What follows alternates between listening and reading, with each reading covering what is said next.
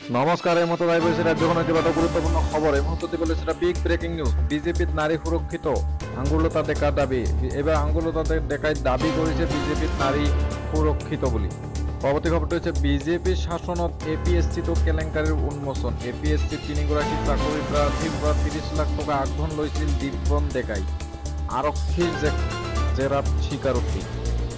Big breaking news. বিজেপিৰ শাসনত APSC কেলেংকাৰীৰ উন্মোচন। পৰৱৰ্তী খবৰটি হৈছে মুখ্যমন্ত্ৰী দেখিবলৈ এনেও ধুনীয়া, তথাপি চেহেৰা সলাই থাকে। এতিয়া চুলিৰ ডিজাইন সলাইছে। কংগ্ৰেছত থাকোতে মচ ৰাখিছিল, এতিয়া মচ নাই। ভূপেন বৰাই মন্তব্য কৰিছে, মুখ্যমন্ত্ৰী দেখিবলৈ এনেও ধুনীয়া, তথাপি চেহেৰা সলাই থাকে। এতিয়া চুলিৰ ডিজাইন সলাইছে। কংগ্ৰেছত থাকোতে মচ আছিল আৰু এতিয়া মচ নাই। পৰৱৰ্তী খবৰটি হৈছে AICDৰ অধ্যক্ষ, অসম ফুটবল সংস্থাৰ উপসভাপতি, অসম বিজেপিৰ অফিচ ইনচাৰ্জ, যোৰহাট বিধানসভা সমষ্টিৰ বিজেপিৰ প্ৰাৰ্থিত্বৰ দাবীদাৰ আন্তনু পূজাৰী প্ৰত্যক্ষভাৱে জড়িত চাকৰি কেলেংকাৰীত, আৰক্ষীক জনালে দিব্যন ডেকাই। পৰৱৰ্তী খবৰটি হৈছে বিপদ সীমাৰ ওপৰেৰে বৈছে ব্ৰহ্মপুত্ৰ, কমলাবাৰীৰ ঘাটত ডুবিছে ফেৰীৰ ৰেম্প। জলস্তৰ বৃদ্ধি পাই থাকিলে বন্ধ হ'ব মাজুলী নিমাতী সংযোগী ফেৰীৱাট।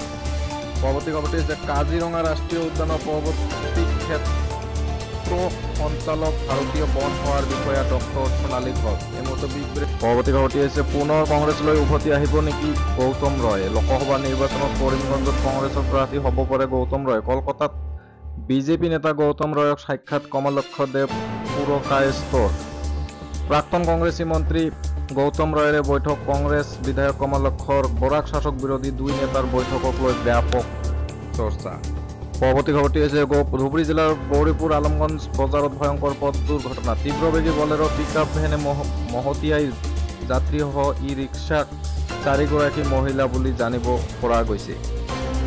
পৰৱৰ্তী খবৰটি হৈছে ৰাজ্যৰ পৰা মহকুমা ব্যৱস্থা বিলুপ্ত হ'ল, আৰম্ভ হ'ব উপ-জিলা ব্যৱস্থা। বিলাসীপাৰা মহকুমাক উপ-জিলা ঘোষণা কৰাক লৈ ক্ষোভ বিলাসীপাৰা জিলা দাবী সমিতিৰ।